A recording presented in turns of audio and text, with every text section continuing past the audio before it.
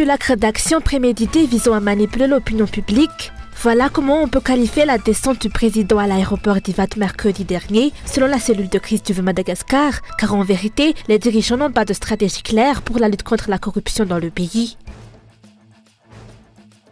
L'examen d'état du baccalauréat s'est globalement déroulé sans incident ces 4 derniers jours. Pourtant, certains candidats révèlent des irrégularités, des fuites et des changements de sujet. Dans l'actualité internationale, le typhon Gaimi poursuit sa course en Asie. Après les Philippines, Taïwan fait face à ce typhon qui serait le plus puissant en 8 ans. Le pays a fermé les écoles, suspendu les activités de la bourse et évacué des milliers de personnes à risque.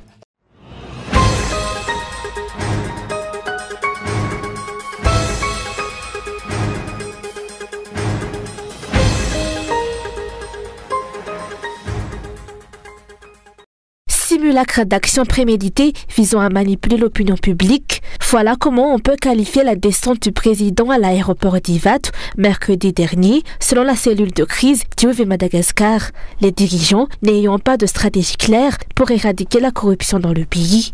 La cellule a également souligné que les promesses vaines et les tromperies de ce régime ne sont pas nouvelles pour le peuple malgache, vu que la majorité des engagements n'ont toujours pas été réalisés jusqu'à ce jour.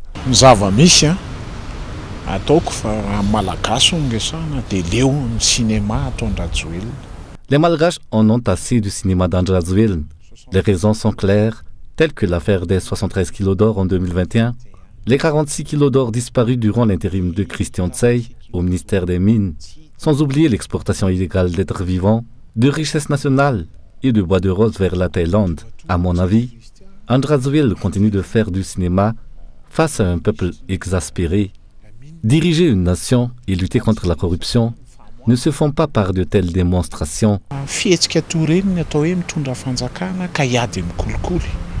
La recrudescence de la corruption à l'aéroport d'Ivat est alimentée par la présence de personnes sans scrupules, selon les analystes politiques. Pour lutter efficacement contre la corruption, il est crucial d'instaurer une véritable transparence au sein de l'administration ainsi qu'une décentralisation réelle du pouvoir. La question de la décentralisation du pouvoir a souvent été soulevée. Notre pays est plus vaste que la France, alors que chez eux, la décentralisation est effective, mais chez nous, tout est centralisé au niveau de la présidence de la République. À chaque fois qu'une demande est faite, on exige l'aval de la présidence, ce qui démontre l'absence de décentralisation.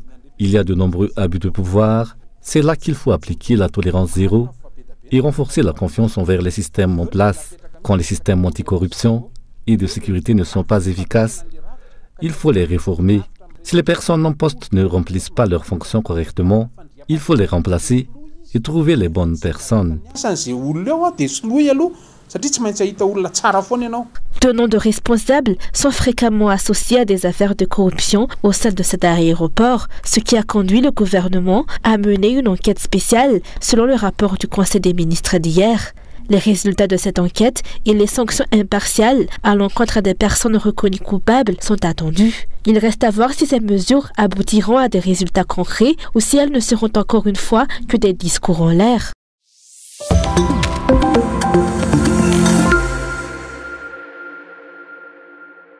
Les coupures d'électricité de longue durée se multiplient à nouveau à Tananarive et dans ses environs. Jusqu'à présent, les dirigeants n'ont pas fourni de solutions claires aux problèmes d'électricité à Madagascar. Du côté de la Chirama, on explique le délestage tournant actuel par les difficultés d'acheminement du carburant sur la route nationale numéro 2. En attendant, les habitants de Tananarive et des environs continuent de déplorer l'augmentation des heures de délestage. La population souffre des coupures d'électricité malgré les promesses récurrentes de mettre fin au délestage. De nombreux consommateurs, notamment des entreprises qui dépendent de l'électricité pour fonctionner, sont particulièrement affectés. Il est donc impératif que les dirigeants prennent des mesures pour réduire la fréquence des coupures et permettre ainsi aux citoyens de vivre et de travailler dans des conditions normales. Les coupures de courant prolongées entraînent d'énormes pertes, en particulier pour les petites entreprises qui dépendent de l'électricité. Le marché est perturbé, les bénéfices diminuent jusqu'à 50%, tandis que la facture de la Chirama continue d'augmenter selon les explications. Nous subissons vraiment les conséquences des délestages. Cette fois, le courant est coupé de manière répétée entre 9h et 10h. Et cela se reproduit également le soir. Lors des coupures, le travail de soudure doit être interrompu et nous devons attendre le rétablissement de l'électricité, ce qui est problématique car les clients sont souvent pressés. Rappelons que le délai donné par le directeur général de la société Jirama pour la fin des coupures de courant a expiré le 7 juillet dernier. 2 semaines plus tard, les coupures se sont aggravées. Au lieu d'énumérer les problèmes de la société, tels que le manque de carburant et les difficultés techniques, des solutions à long terme pour éviter de telles interruptions prolongées sont attendues des responsables.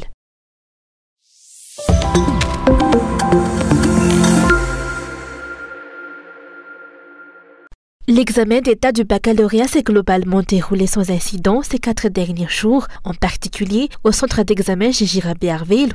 La surveillance des étudiants y a été particulièrement renforcée en raison des diverses stratégies de fraude mises en place par certains candidats. Sur 1755 candidats, 43 étaient absents. Malgré les rumeurs de fuite de sujets qui ont circulé sur les réseaux sociaux, aucun changement de sujet n'a été effectué selon les explications.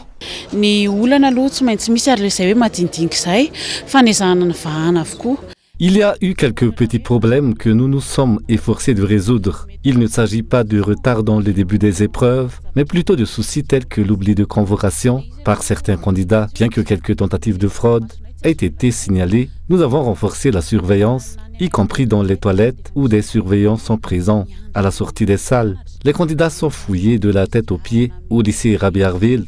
Les filles ne sont pas autorisées à lâcher leurs cheveux afin d'éviter qu'elles n'y dissimulent des écouteurs ou autres. Nous avons pris toutes les mesures nécessaires pour prévenir la fraude. De plus, au lycée Rabiarville, nous n'avons pas eu recours à des sujets de rechange.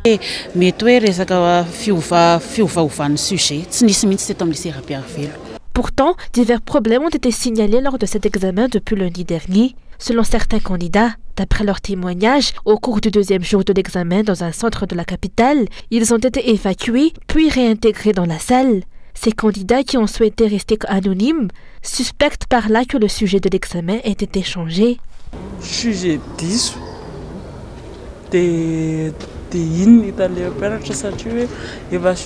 Un sujet erroné a été remarqué par les enseignants. Il semble que les sujets utilisés aujourd'hui étaient tous des sujets numéro 2 pour l'épreuve d'histo-géo. En réalité, des sujets avaient été divulgués dès dimanche soir et ont été modifiés lundi matin.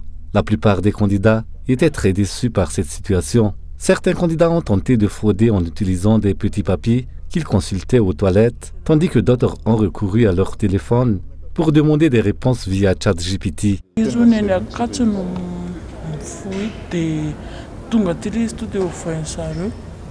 Rappelons qu'il y a 218 359 candidats au baccalauréat à travers l'île, dont plus de 267 000 sont inscrits en formation générale et plus de 1000 candidats en formation technique qui poursuivront les épreuves la semaine prochaine. Si l'organisation de l'examen a été correctement assurée, il est également crucial que les résultats soient publiés de manière fiable. Il est essentiel d'éviter les erreurs comme celles qui ont marqué l'examen d'état du BEPC où des inexactitudes ont été signalées dans les résultats fournis par le ministère de l'Éducation.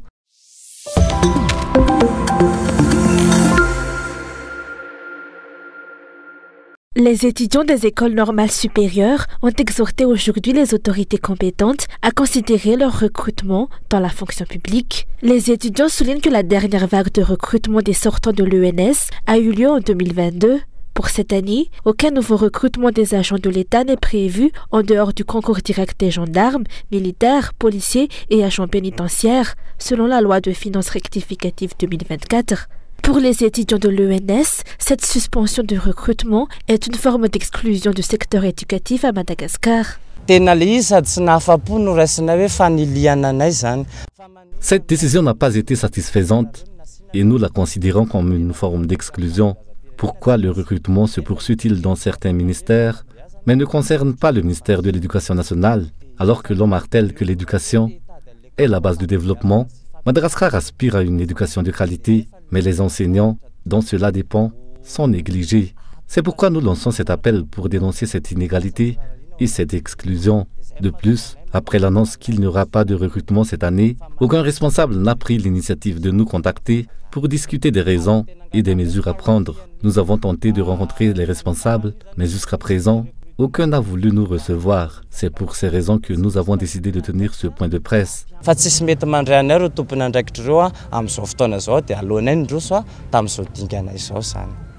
Le nouveau ministre de l'Éducation nationale doit être une personne capable de gérer et d'améliorer le secteur de l'éducation, ainsi que de prioriser le recrutement des sortants de l'école normale supérieure. Il ne doit pas affaiblir un peu plus le système éducatif, ont déclaré les étudiants. Nous demandons également la résolution des problèmes liés à la 9e vague de recrutement, notamment en ce qui concerne les 2e et 3e listes. Nous exigeons la reprise des procédures relatives au décret de recrutement systématique des sortants de l'ENS. Pour cela, il convient de préciser que la source du problème vient du ministère de l'Éducation nationale. Nous appelons à la nomination d'un ministre qui priorisera le recrutement des diplômés des grandes écoles de formation des enseignants. À la suite de cet appel et de cette alerte, nous espérons obtenir des solutions satisfaisantes de la part des autorités compétentes.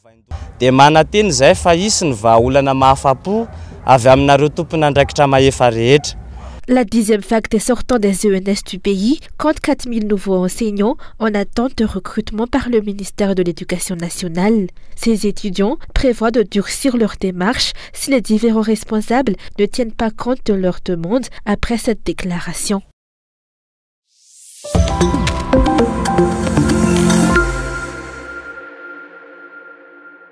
Un homme a été tué par 3 policiers des FIP à Andavama-Banzesk dans la nuit du lundi 15 juillet après avoir refusé de leur payer son millagage selon les témoignages de ses proches. La victime aurait déjà donné 85 millages aux policiers, mais ces derniers ont continué à le retenir jusqu'à ce qu'ils perdent la vie.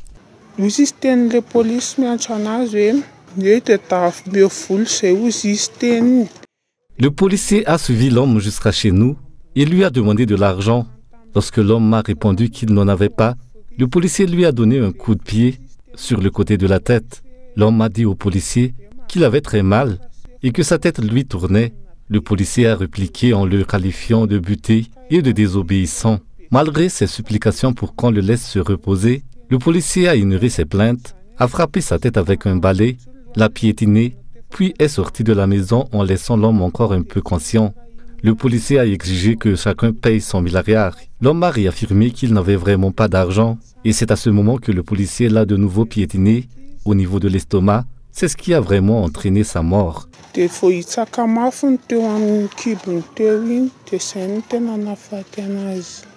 La famille de la victime a immédiatement déposé une plainte auprès de la brigade criminelle d'Anous, mais celle-ci est restée sans suite jusqu'à présent.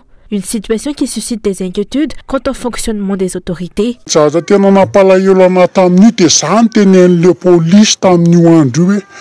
qui m'a le plus peiné, c'est que les policiers responsables sont venus s'excuser après avoir tué mon frère en affirmant qu'ils ne pensaient pas que leur action entraînerait sa mort. Il est affligeant qu'ils s'excusent ainsi, comme s'il s'agissait de la vie d'un simple animal. Je demande aux autorités de se pencher sérieusement sur cette affaire, car je crains qu'elle ne soit étouffée, étant donné qu'il s'agit de forces de l'ordre qui pourraient être protégées par ses pairs. Mon frère n'a même pas encore été enterré, que nous avons déjà déposé plainte. Nous avons tous été entendus par la brigade criminelle vendredi dernier, mais nous attendons toujours une réponse sur l'avancement de l'affaire.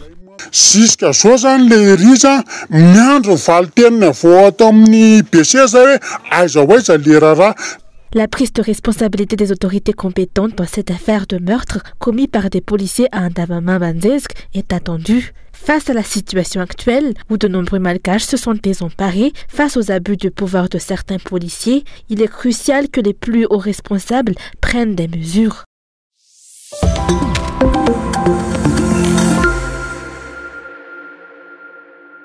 La violence et l'insécurité ont diminué depuis l'ouverture d'une nouvelle carrière de pierres précieuses dans la commune de Marpek, a déclaré le maire de la localité.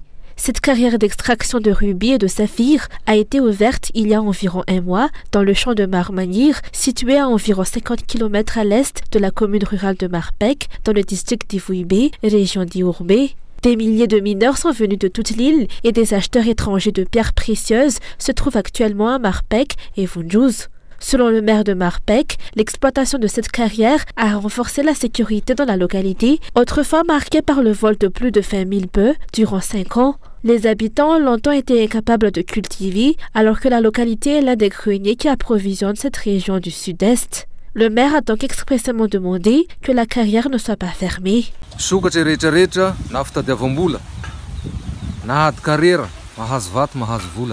L'ouverture de cette carrière a généré des opportunités d'emploi permettant à chacun de trouver un gain-pain, que ce soit pour les mineurs, les porteurs ou les vendeurs. Au cours de ces 5 dernières années, la commune de Marpech a connu le vol de 20 000 bœufs.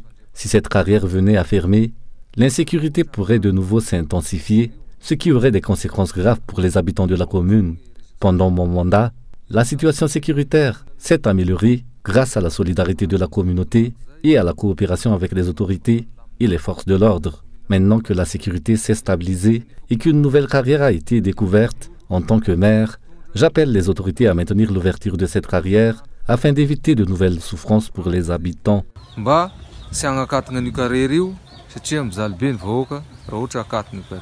Rappelons que cette carrière est située dans un champ de terre kaolinique et rocailleux qui n'est pas cultivable. Elle a longtemps servi de zone d'orpaillage et des pierres précieuses y ont été découvertes récemment. Il a également été confirmé que l'emplacement de la carrière est éloigné des aires protégées. Selon la Banzak, le chef traditionnel, le Tinabé et le maire de la localité, la fermeture de cette carrière pourrait entraîner un retour des activités illégales et de la sécurité.